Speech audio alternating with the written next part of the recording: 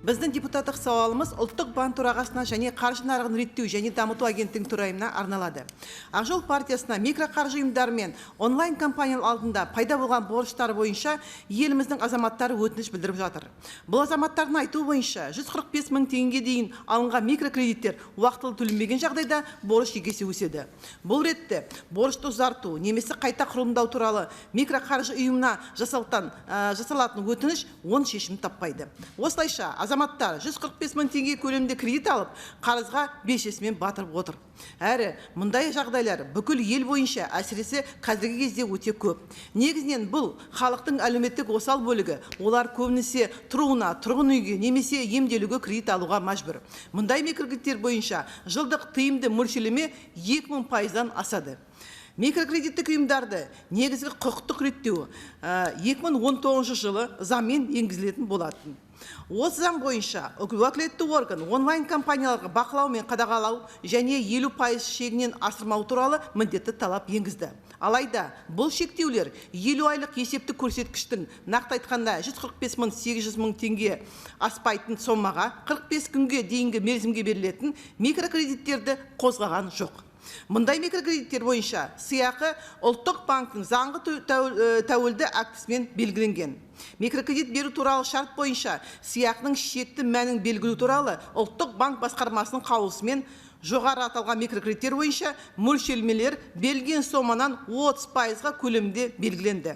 Осы қаулыға сәйкес, егер қарыз сомасы 100 мың теңге болса, бір айдан кейін 130 мың теңге көлемде қайтарған кезде сыйақының жылдық тиімді мөлшерлемесі шамамен 2333%-ды құрайды. Демек, ұлттық банк, яғни реттеушінің өзі қарыз алушыларды өздері шыға алмайтын борышкер шұңқырға отырғызып, осындай қарыздар бойынша тонаушылық пайыздарды есепке жазуға ықпал еткен. Бірінші кредиттік бюроның деректері бойынша 50 айлық есептік көрсеткіші және 45 күнге дейінгі сомаға берілген микрокредиттер портфелі 2020 жылғы басында 61 миллиард теңгеге, ал 2021 жылдың басына 72 миллиард теңгеге құраған. Яғни микрокредиттік және онлайн компаниялар ұлттық банк ұсынған ілікті пайдаланды.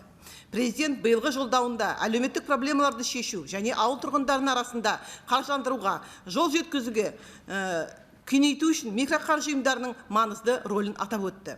Ол сөзінде екінші деңгей банктер шағын жобаларға әсіресе ауылға арнап ақша салмайды. Сондықтан микроқаржы ұйымдарының әлеуетін іске қосу керек деп тапсырма берді.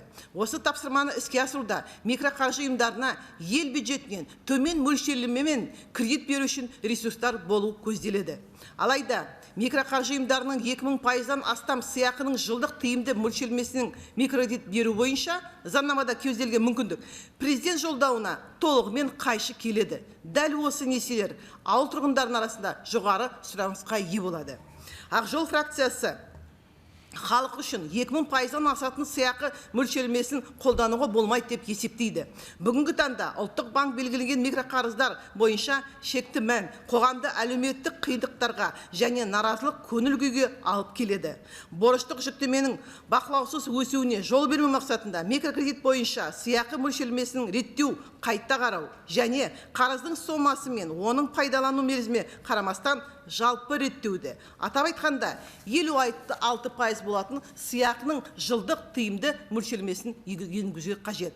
Жоғарыда аталған мәселе байланыста Ақжол фракциясы бірінші сомалар мен мерзімдеріне шектеусіз микрокредит бойынша жылдық тиімді сыйақы мөлшерлемесінің көлемін жылдық 56%-дан аспайтын мөлшерді белгілеуге сұрайды. Құрметпен Ақжол фракциясының депутаттары. Рахмет.